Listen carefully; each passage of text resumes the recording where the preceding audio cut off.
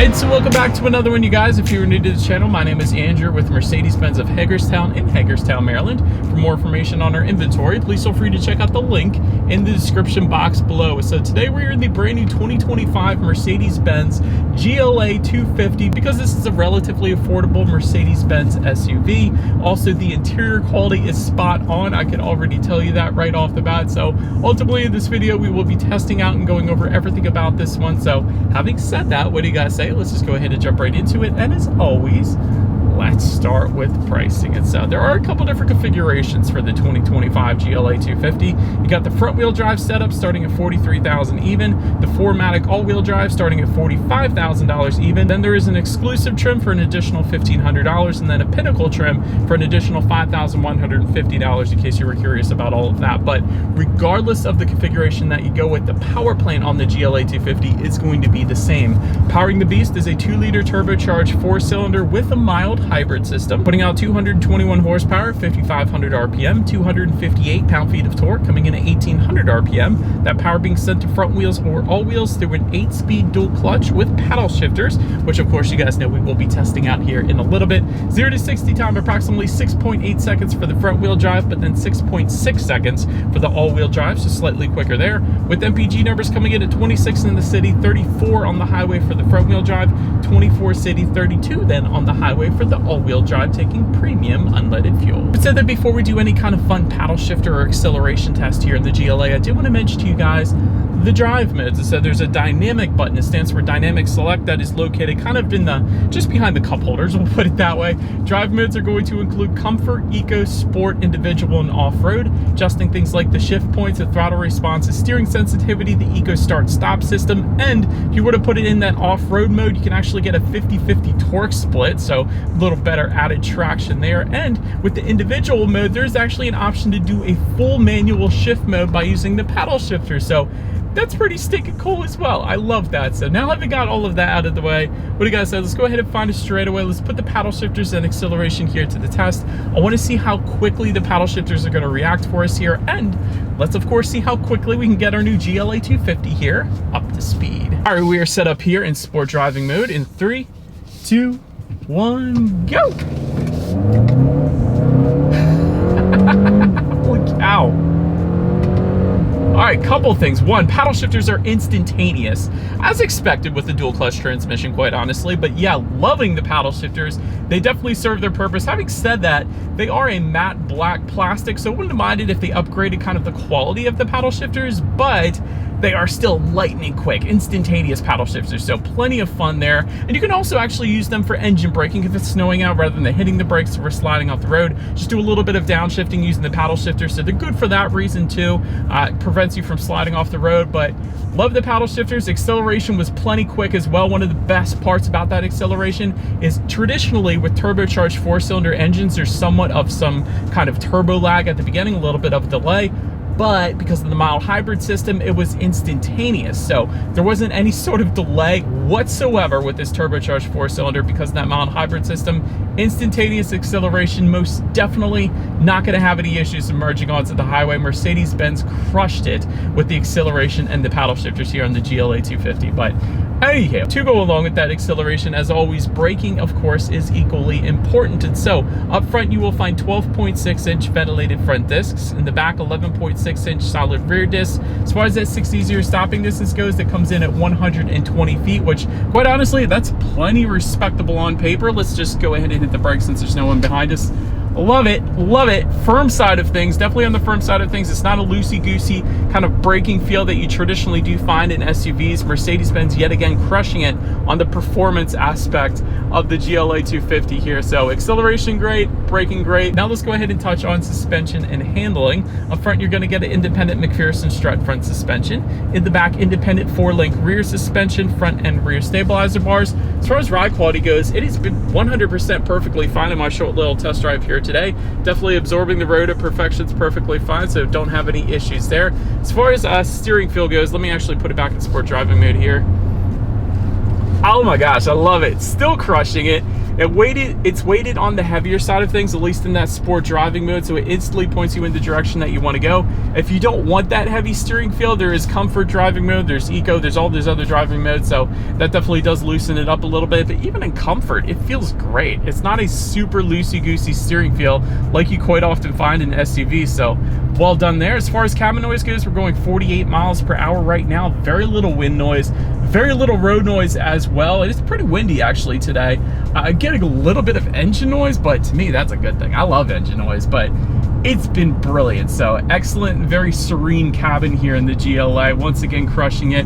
Touching our rear visibility, because of the shape of this one, you really shouldn't have any issues there. So I can see perfectly fine out the back. In terms of forward visibility, rain sensing windshield wipers actually do come standard on the GLA for all configurations across the board. So whenever this thing detects any kind of mist or rainfall, it's going to automatically turn on the windshield wipers for you. So kind of like automatic headlights, just one less thing you got to worry about there. So you got to love that. And if you were to go with that Pinnacle trim, you will also get a head-up display that's going to project your speed limit, and safety features up onto your windshield, better helping you keep your eyes on the road so you can better enjoy your drive in the GLA. So anywho, that pretty much rounds out the performance segment of this review, you guys. Let's now go ahead and make our way to the exterior of our brand new 2025 Mercedes-Benz GLA 250. All right, so here she is, you guys, the new 2025 Mercedes-Benz GLA 250, finished in night black, in case you were curious of the exact exterior color name that we had on this one with us here today. But as always, let's go ahead and start with where this one is made. Taking a look at the VIN, first character is the letter W, indicating that the new GLA 250 is built and assembled in Germany, as it should be. But starting up front, horizontal aluminum trim on that front grille, of course, that does come standard.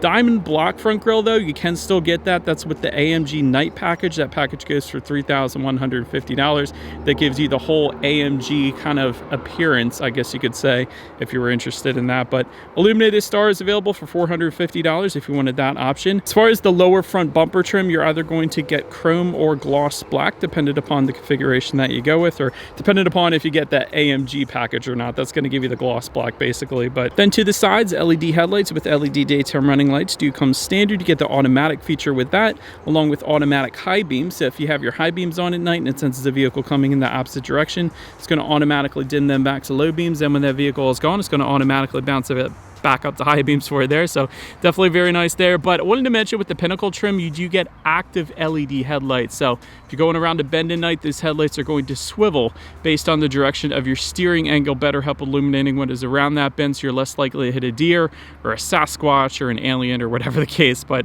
also down below, LED fog lights, you guys can see those actually do come standard for all configurations across the board as well. But anyways, that pretty much rounds out the front end of the GLA.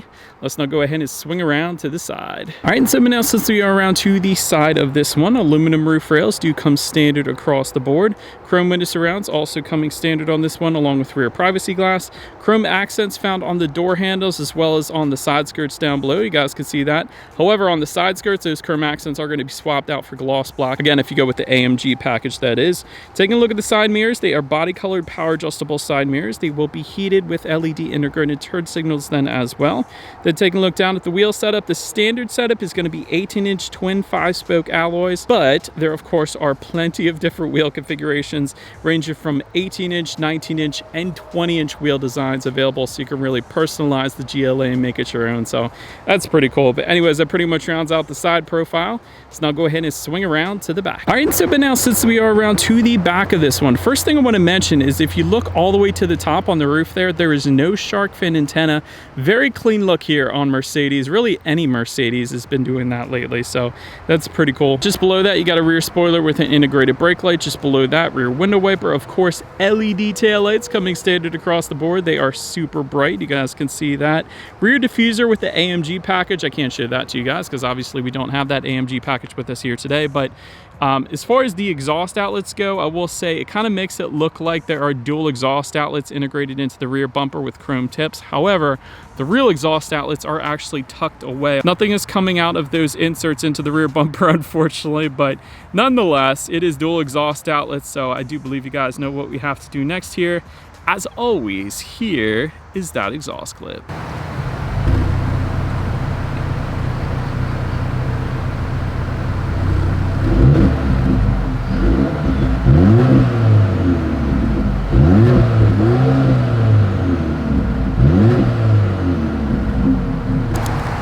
Alright, so now since we are around to the back of the GLA, when it comes to opening that rear lift gate, a manual lift gate does come standard. However, power lift gate is available. We do have that with us here today. There's a button on the key fob, rubberized button on the trunk itself then as well, and there's actually a button on the driver's side door here too. But once opened up, cargo capacity comes in at 19 cubic feet even behind that second row. If that was not enough space, so there is a 40-20-40 split, meaning the rear seats do fold down, bumping that up to 50.5 cubic feet. Then there's a cargo cover back there. You got cargo lighting. You have some chrome plated tie down anchors, a little bit of netted storage there to the sides. You found an elastic strap to hold things in place. That's kind of cool. Grocery bag hooks back there, a 12-volt power outlet, and if you were to lift up underneath of that cargo floor, you are going to find some in-floor storage, which is always nice to see. But then make your way up to the rear legroom. That comes in at 38 inches even. For reference, I'm even 6 feet tall. This is how much space I had in the second row there. Rear center armrest cup holders is going to be optional, an option that we don't have with us here today, unfortunately.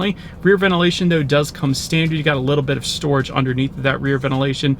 Dual rear USB charging ports. You also actually have a 115-volt power outlet as well, which is pretty cool. But then making our way up to the front seats, 8-way power driver seat with 4-way power lumbar coming standard. Memory settings for both driver and passenger coming standard as well. Usually don't find the memory settings for the passenger side, so that's kind of crazy. But MB-Tex upholstery coming standard. Leather seating goes for $1,450. Heated seats go for $500. As far as seat comfort goes, it was okay. Not the very most adjustable power lumbar that I've tested, but the seats definitely get the job done. I don't have any issues there. But then taking a look at the steering wheel, it is tilt and telescoping. It is leather wrapped. It is going to be heated for an additional $450 if you wanted that option, but 10 and 2 grips are perfectly fine there.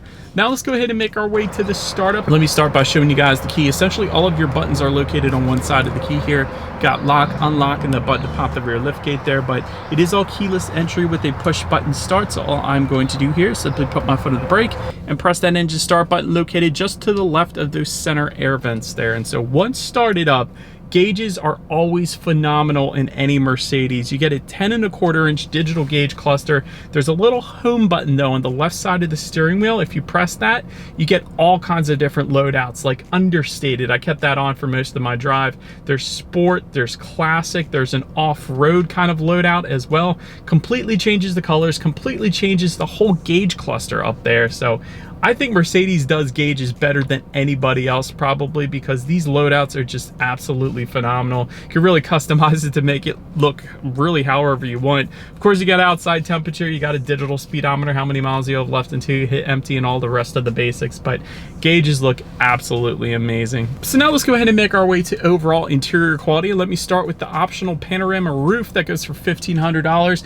That gives both the driver, passenger, and the rear passengers a view of the sky, so you gotta love that. Universal garage door opener coming standard. That's for up to 3 different garage doors found in the bottom portion of that rear view mirror there, which by the way is frameless. You gotta love that. Wireless phone charger located just in front of the cup holders there.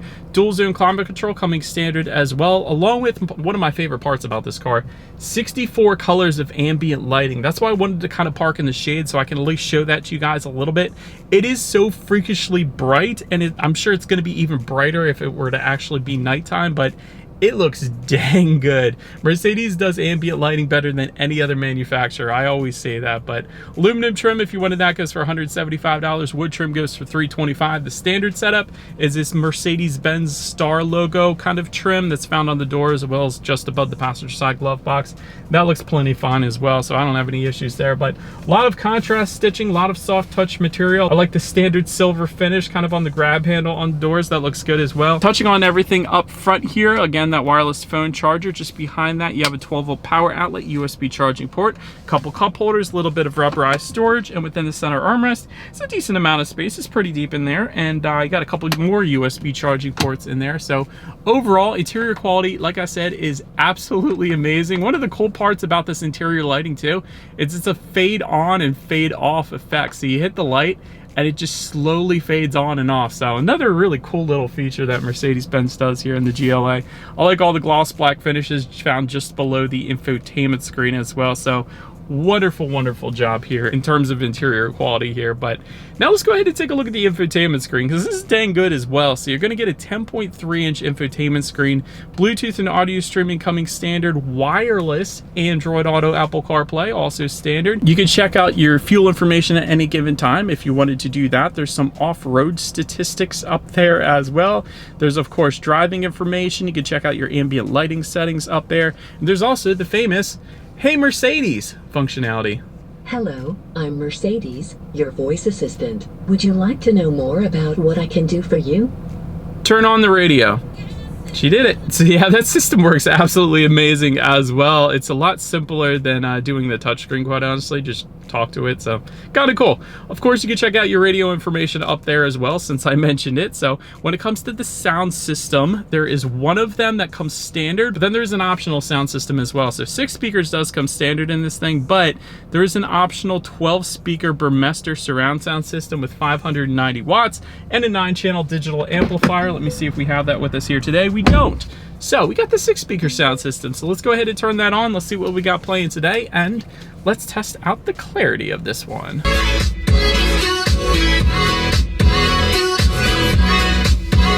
It's okay. It's actually above average for a 6-speaker sound system. I wish there was a little bit more, but that's what you got the optional sound system for. So for me personally, that's an option I'd probably go with, but it was decent. For a 6-speaker sound system, it was okay, but I want more personally. But last thing I wanted to mention to you guys on that infotainment screen is when you do put the GLA in reverse, you will find a rear view camera coming standard across the board. Very high definition rear view camera as well, so you gotta love that. But then Pinnacle trim is actually gonna give you a surround view monitor, giving you that bird's eye view, letting you know what is completely all around you, which is always going to lead us into safety. And so front side curtain airbags do come standard, driver and passenger knee airbags up front as well. In the back, you're gonna have latch, aka lower anchors to tether your children for the rear car seats, rear child door locks, tire pressure monitoring system, but also coming standard, active brake assist, Mercedes-Benz emergency call service, attention assist, a blind spot monitoring system, and crosswind assist then as well. A couple other optional safety features. You got adaptive cruise control for $600 and rear side impact airbags for $700 if you were interested. But overall, when it comes to my final thoughts here, the GLA 250, the ambient lighting is phenomenal. It's better than any other vehicle out there, minus the Sony Ophelia, which isn't even out yet, but that ambient lighting is insane. But Mercedes-Benz really does do ambient lighting better than everybody else. Excellent tech as well. The gauges specifically is just phenomenal. The infotainment screen is fine as well, but the gauges, the loadouts that's available on this thing, they look absolutely amazing. So I got no complaints there. Great driving dynamics. Like I said, the paddle shifters were lightning quick. Acceleration, there was no delay whatsoever. Braking is phenomenal. Steering feels perfectly fine. So driving dynamics, definitely on point here. Overall interior quality, absolutely phenomenal. Again, you got plenty of different options there, but in typical Mercedes fashion, it really is finished quite nicely. That's about it for this one, you guys. Thank you so much for watching. Feel free to follow me on social media at the bottom of the screen. If you wanted to see what's coming next on the channel before it gets to YouTube, be sure to hit the subscribe and the bell notification button if you're into new car reviews, because that's what we do here on this channel after all. Do appreciate you guys watching more than you know, and I will see you guys all in the next video.